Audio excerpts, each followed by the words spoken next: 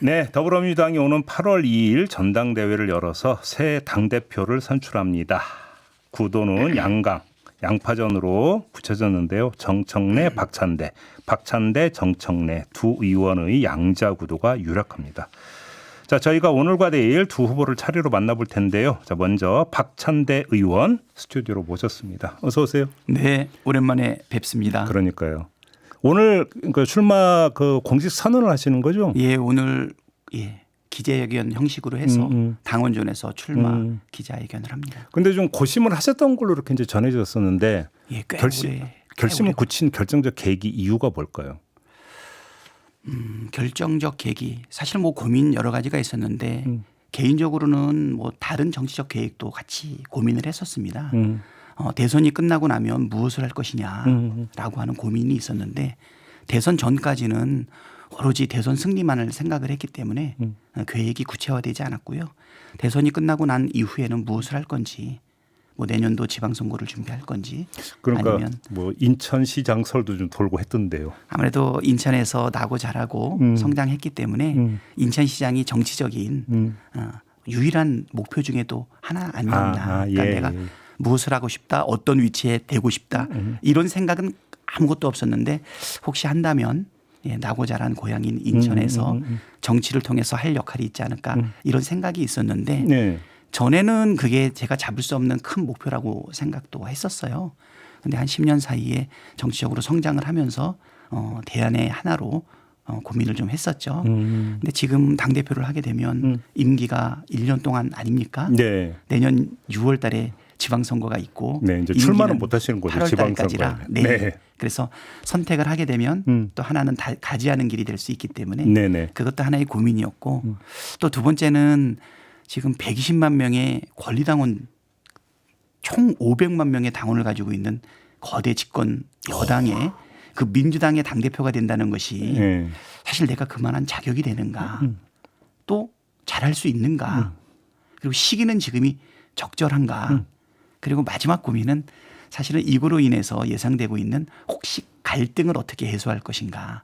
아, 이제 예를 들어서 이제 경선을 치르다가 이제 발생할 수 있는 갈등. 네. 사실은 제가 당대표 출마를 고민하기 전부터 출마 요구가 엄청나게 많았는데 그러니까 생각하지도 못했던 그 출마 요구에 제가 사실은 응답하지 않다 보니까 박찬대가 나와야 된다는 목소리와 왜 나와야지 되는가 하는 이야기들 속에서 어떻게 보면 다른 당권 주자들 사이에 이상하게 원하지 않는 갈등이 초래되는 부분이 있어서 이것을 내가 정면으로 받을 건가 아니면 이 갈등을 해소할 건가 피할 건가 이런 부분도 고민이 많았는데 결정적인 순간은 우리 당원들에 대한 믿음이 있었습니다. 믿음? 네. 어떤 믿음입니까?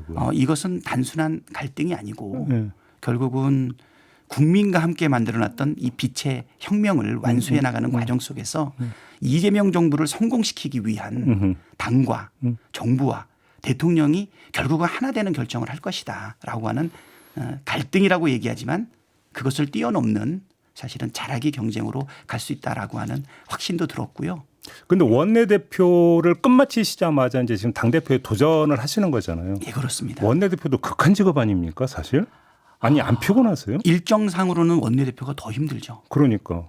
당대표는 월수금만 최고위원회를 하는데 우리는 화요일 목요일에도 회의가 또 있고 그다음에 또 주말 기자회견도 많아요. 그래서 그동안 제가 1년 1개월 10일을 원내대표를 했는데 아마 내가 알기로는 역대 최장 원내대표가 아닌가. 그 와중에 또 당대표 직무대행을 2번이나 했어요. 그리고 그 안에 7개월 동안 5월 3일 날 원내대표가 돼서 12월 3일 계엄이 터지기 전까지 7개월 동안 각종 개혁 입법 거부가 돼도 계속적으로 밀어붙였지 않습니까?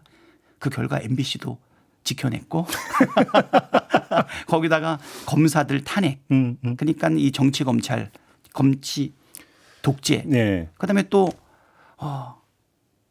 탄핵에다가 또 뭐 여러 가지 그래서 이 일들을 했는데 원내대표가 굉장히 힘들기 때문에 사실은 개인적으로는 좀 지고 싶은 마음도 있었어요. 그러니까요. 네. 그게 인지상정일 수 있거든요. 그런데 지금은 내가 그런 생각이 들었습니다. 전에는 정치인이 정치적 의사결정을 하는데 어떤 분이 그 말 하셨잖아요.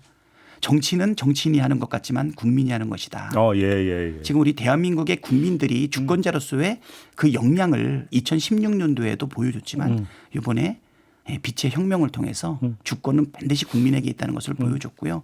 정치인들은 이제 자기의 정치적 의사결정이 결정적으로 필요하긴 하지만 응답하는 과정 속에서 정치적 결단을 내리는 것 아닌가 이 생각이 들었어요. 이번에 당대표 출마를 결심도 하기 전에 사실은 많은 이 응답이 있을 때 내가 그분들 때문에 나왔다라고 하는 건 좀 외람된 말씀일 수 있지만 지금 이제 정치적 판단의 시작은 결국은 주권자들의 요구, 국민들의 생각이 무엇인지 응답하는 데서 결정되는 것 아닌가. 그래서 아까도 말했지만 고민도 많고 고단하기도 하고 다른 계획도 있고 갈등도 염려되지만 이 모든 것을 다 싸잡아서 고민해 본 결과 나와서 멋지게 경쟁하고 민주주의의 최고 꽃인 이 선거를 우리 빛의 혁명을 완수해가는 과정 속에서 축제로 만들어야 되지 않나 이런 생각이 듭니다. 연판장까지 돌았었잖아요. 그 연판장이 잘 모르겠어요. 출마 요구죠. 예, 그건 어떻게 받아들이셨어요? 아유, 내가 과도한 기대를 받고 사랑을 받고 있구나 이런 생각이 좀 들었고요. 예. 네, 그거로 인해서 일부 좀 갈등의 요소도 좀 있다 그래서 그거는 절대 그런 식으로 가면 안 된다. 특히 지금 출마를 선언했던 후보하고 저하고는 지금의 이 윤석열의 무도한 정권과 함께 싸워나가는 큰 정치적 동지였고 서로에게 기댈 수 있는 사실은 친구였거든요. 제가 원내대표로서 원내 전략을 짜고 패스를 해주면 반드시 골을 집어넣는 골게토의 역할을 법사위원장이 해 주셨거든요. 그리고 어떻게 보면 일정상 과도한 요구를 할 때도 많았어요. 급하게 열어서 빨리 처리해달라. 그거를 다 받아줬거든요. 그래서 저는 플레잉 코치로 작전을 짜면 마지막에 그 볼을 받아서 반드시 골인시키는 골게토의 역할을 우리 다른 후보도 했었기 때문에 여기서 우리가 이런 거로 갈등이 일어나면 안 된다라는 생각이 그러니까 지금 있었죠. 의원님이 말씀하신 대로 그다음에 정청래 의원 같은 경우도 이게 과일 양상으로 가면서 상호 비방전이나 이런 걸로 가면 안 된다라고 이제 그 당부도 하고 있고 단속도 하고 있고 그럼에도 불구하고 조금씩 그러니까 순간순간 잠깐씩 삐져나오는 부분은 좀 있는 것 같아요. 예를 들어서 뭐 정청래 의원을 두고 뭐 수박이라는 표현이 나온다든지 이런 것들이 과연 제어가 될 것인가. 왜냐하면 경선이 진행이 되면 더 뜨거워지지 않겠습니까. 이러다 보면 오히려 제어가 더 안 되는 거 아니에요. 우려도 좀 있을 것 같은데. 장을 담그다 보면 뭐 곰팡이가 쓸기도 하고 발효 과정 속에서 냄새도 나기도 하지만 큰 틀에서 보게 되면 우리한테 꼭 필요한 고추장 된장이 거기서 나오는 것 아닐까 싶거든요. 경쟁 요소 속에서 사실은 어떤 조금의 부작용도 안 발생한다라고 하는 거는 과도한 욕심 아닌가. 아까도 제가 마지막에 출마를 결심하게 된 계기는 당원들을 신뢰하고 그리고 저나 또 상대 후보도 멋지게 잘하기 경쟁으로 국민들을 감동시킬 수 있을 것이다. 그 정도의 기대가 있었고요.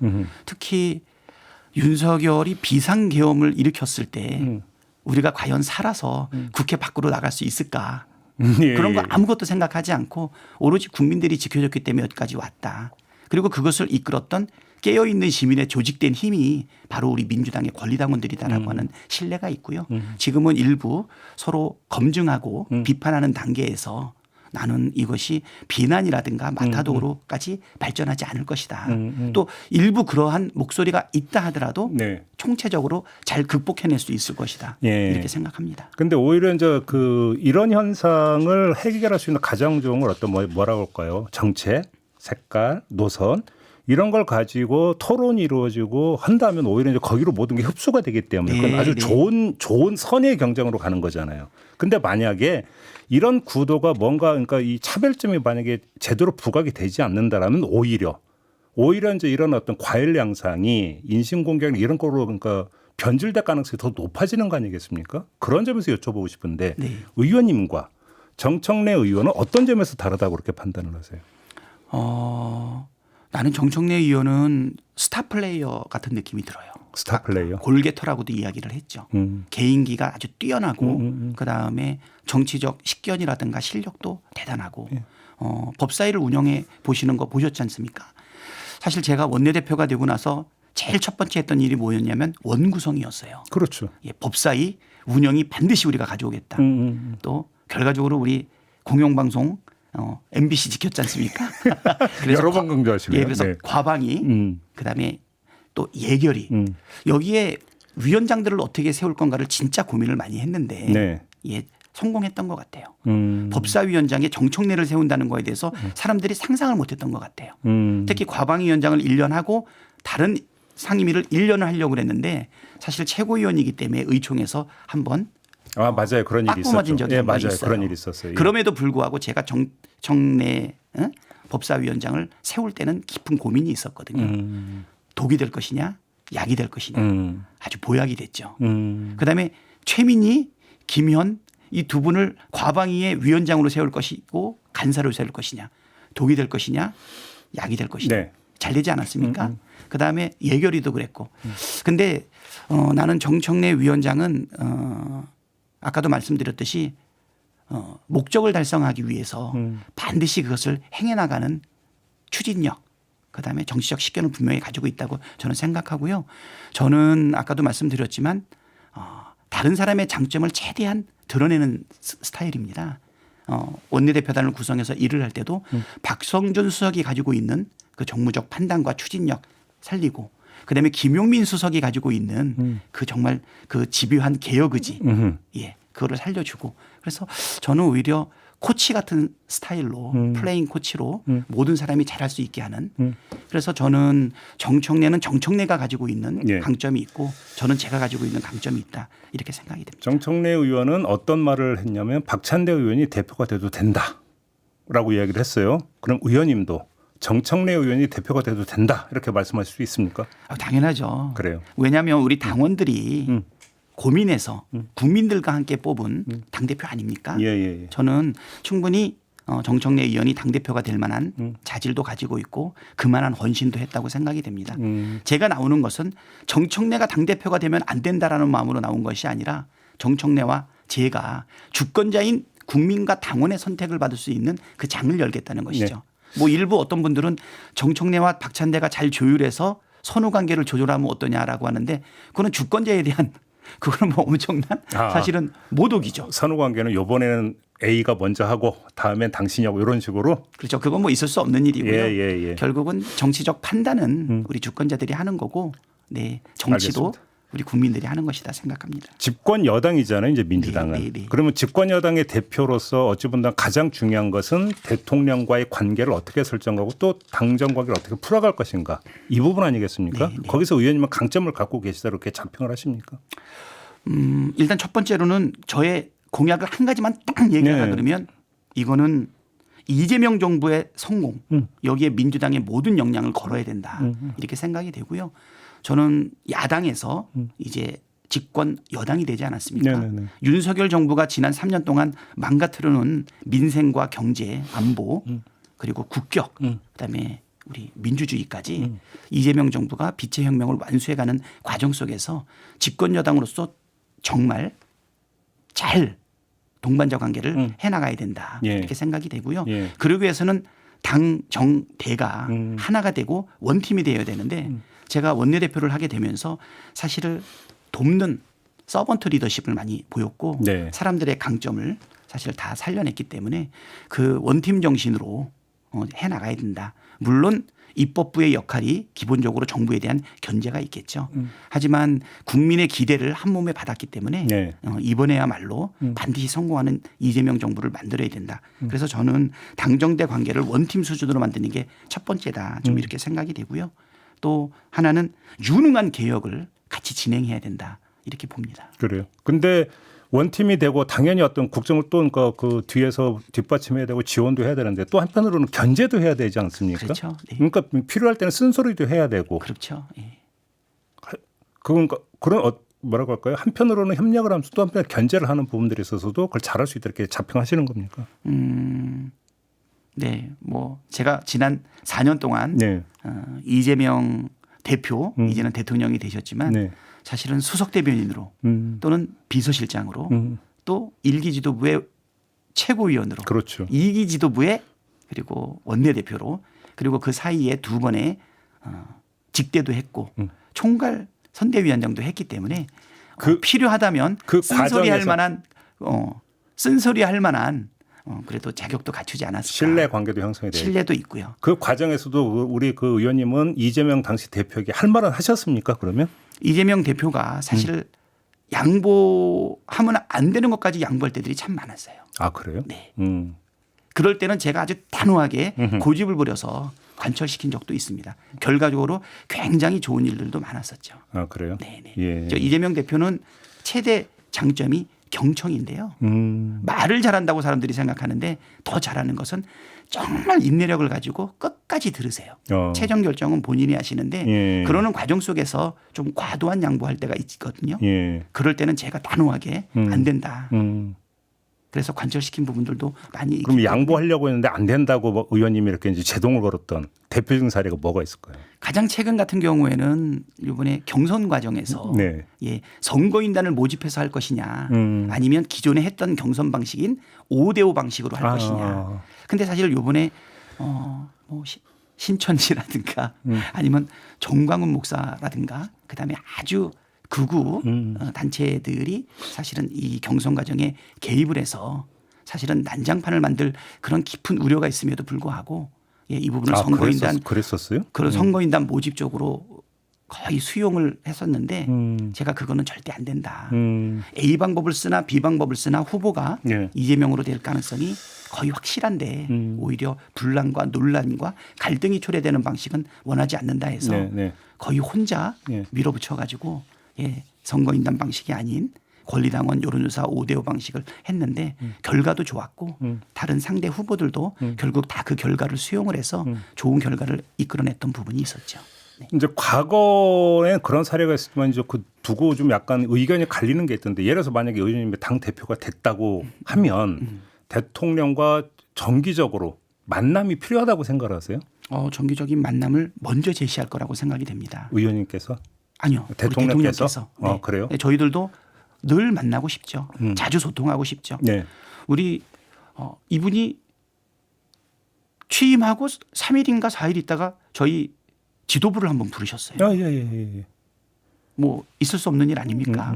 거기다가 야당까지도 18일 만인가 아니 며칠 만에 불렀죠. 어제 회동도 했죠. 며칠 만에 했죠. 그게 며칠 안 됐지 않습니까? 그렇죠. 그러니까 6월 4일 날 취임하셔가지고 한 20일께 정도 한 18일. 그죠. 18일 정도죠. 네. 그러니까 이렇게 야당 특히 그 야당 비대위원장의 그 불편한 소리까지 감수하면서 소통을 강조하는 분이 우리 당과 우리 대통령실 사이에 소통은 당연히 원활히 할 거고. 그럼 당에서 요구하지 않아도 대표 선출되면 대통령이 먼저 자주 보자, 정기적으로 보자고 먼저 이제 얘기를 꺼낼 거다 이렇게 보시는 겁니까? 일단 저는 아주 긴밀하게 이야기 나눌 거라고 생각이 되고요. 네. 저희들도 그 이재명 대통령께서 우리 국민들의 기대를 절대 저버리지 않고 네. 유능한 개혁과 예. 또 민생 과제, 그다음에 경제 성장, 국민 통합을 이루어 나갈 거다. 이렇게 생각이 되고요. 또 다른 축으로 만약에 의원님이 대표가 되시면 네. 이제 국민의힘도 당 대표가 언젠가 선출이 되지 않겠습니까? 네. 그러면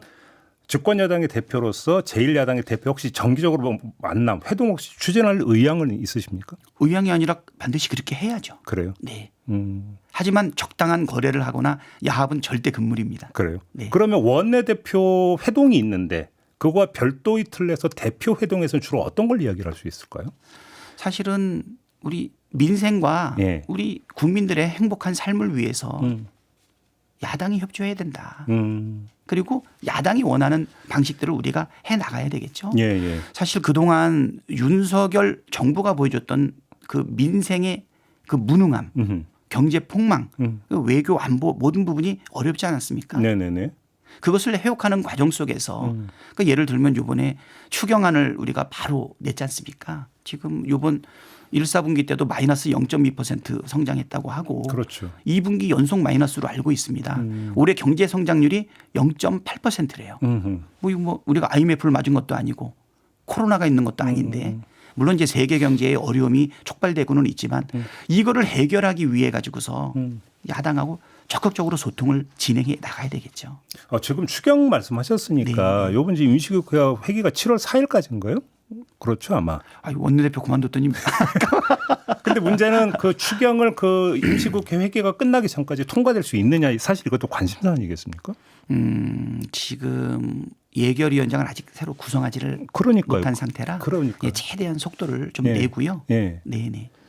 그러니까. 최대한 속도를 내서 진행할 거고 저는 야당의 원내대표로서 야당이 추경안을 35조 원을 우리가 한번 편성한 적이 있어요. 예. 민생회복지원단 예. 이렇게 해서 예결위 허용간사를 단장으로 세워가지고 35조 원의 추경을 내서 냈는데 뭐 이것도 처음 있는 일인데 정부가 12조 원으로 사실은 응답을 했고 결국은 협상 끝에 지역화폐 예산을 집어넣어서 13조 8천억으로 우리가 통과시킨 적이 있었거든요. 집행이 거의 대부분 되지 않았는데 우리가 처음에 제시했던 35조 수준에 맞추려고 그러면 이번에 20조 이상 잡아야 되지 않습니까? 그래서 이 부분은 뭐 반드시 의지를 가지고 야당을 설득을 하고요. 안 된다 그러면 예, 이거는 뭐 근데 국민의힘에서는 통과시켜야죠. 소비 쿠폰을 갖고 당선 축하금이라고 막 이렇게 성격 규정하고 공세를 펴는데 이건 어떻게 받아들이세요? 예, 그것도 이분들이 그 경제 현실을 전혀 지금 망각하고 있는 것 같아요. 여당이기 때문에 추경안에 대해서 반대할 수 있다 이렇게 생각할 수 사람들이 있는데 여당일 때 도대체 뭘 한 겁니까? 아까도 말씀드렸듯이 지금 경제가 이 어려움을 갖고 있는데 네. 이럴 때야말로 정부 곳간을 풀어서 예, 국민들의 허리춤에 좀 넉넉하게 채워줘야 되지 않나 이 생각이 들고요. 그 부분은 민생을 도외시한 그냥 정쟁이다. 원내대표를 하셨으니까 법사위원장과 예결위원장 자리를 달라는 거잖아요. 국민의힘은. 네. 그건 받을 수 없는 카드다 이렇게 보십니까? 민주당 입장에서는. 저는 18개 상임위 다 가져오고 싶습니다. 사실 제가 처음부터 주장했던 게 다수당이 정치적 책임을 지고 예. 국회 운영위하고 네. 그다음에 상임위도 다 가져오는 게 필요하다라고 했는데 과거의 정치 문법은 국민이 준 의소수대로 11대 7의 비율로 나눠야 된다라고 하는 확고한 생각들이 있는데 제가 그 부분을 양보하지 말고 끝까지 버텨야 됐던 것 아닌가 이 생각이 좀 들어요. 아, 오히려요? 네. 왜냐하면 1년 만에 예. 우리가 여당이 되지 않았습니까? 네. 다수당 자격은 유지됐지만 야당에서 여당이 되었는데 여당이 행해야 될 경제, 안보, 외교 부분은 저희가 양보를 했거든요. 근데 그동안에도 보수 진영에서는 민주당에서 뭐 의회 독재니 독주니 막 이런 표현 많이 썼잖아요. 그럼에도 불구하고 그렇게 갔어야 된다. 오히려 그러면서 책임 정치를 구현해야 된다. 이런 취지의 말씀이실까요? 저는 그렇습니다. 보통 원구성 협상을 하게 되면 2년 동안 유효하지 않습니까? 그렇죠. 저는 관례를 깼던 거는 그쪽이 항상 얘기하는 게 관례를 깼다고 얘기하는데 네. 어떻게 운영위도 가져가고 국회의장도 우리가 하냐 그리고 법사위도 가져가냐 이렇게 얘기하는데 그러면 내가 양보할 수 있는 거는 11대 7이다. 대신 11은 우리가 다수당으로서 책임을 지고 운영할 수 있는 것을 끝까지 양보하지 않고 알겠습니다. 예, 해냈습니다. 시간이 다 됐는데 책임 정치에서 마지막으로 이걸 좀 여쭤볼게요. 이제 아직 그 장관 인사는 아직 발표가 안 되고 있잖아요. 네. 근데 언론의 하마평 보도를 보면 지금 당내 인사 의원들이 많이 입각을 할 것처럼 지금 보도가 나오고 있는데 그것이 이재명 정부이자 동시에 민주당 정부로서 의원들이 많이 들어가서 국정을 책임지는 게 오히려 좋은 방향이다 이렇게 평가하십니까? 글쎄요. 의원들이 얼마나 들어갈지는 사실은 잘 모르겠고요. 언론의 하마평 보도를 기준으로 하면. 예, 아직 총리 인청과 임명이 아직 남아있는 상태고 우리 이재명 대통령께서 네. 실용적이고 유연하지만 네. 누구보다도 원칙주의자세요. 어. 아마 국무총리의 뭐 제청을 받아서 내각을 구성할까 해서 그 얘기가 전혀 바깥으로 좀 나오지 않고 있는 것 같거든요. 그렇죠. 제가 볼 때는 관료들은 그 지도자가 누구냐에 따라서 능력 발휘하는 게 천차만별이라고 하더라고요. 네네. 왜 윤석열 정부 들어가지고 관료가 갑자기 무능해지겠어요. 관료들은 그렇죠. 늘 유능할 준비가 되어 있지만 부리는 사람의 문제다. 그래서 원칙적으로 이재명 대표는 예, 유능한 관료, 검증된 관료를 내각으로 많이 쓸 원칙을 가지고 있다고 저는 생각을 하고요. 그리고 예외적으로 검증된 일부 국회의원들이 내각으로 들어가지 않을까 이렇게 생각이 됩니다. 알겠습니다. 아쉽지만 시간이 다 돼가지고 여기서 좀 마무리해야 될 것 같습니다. 네. 말씀 잘 들었습니다, 의원님. 네, 아직도 목소리가 회복이 안 됐습니다. 고맙습니다. 예, 감사합니다. 네, 당대표 도전 선언한 박찬대 의원과 함께했습니다.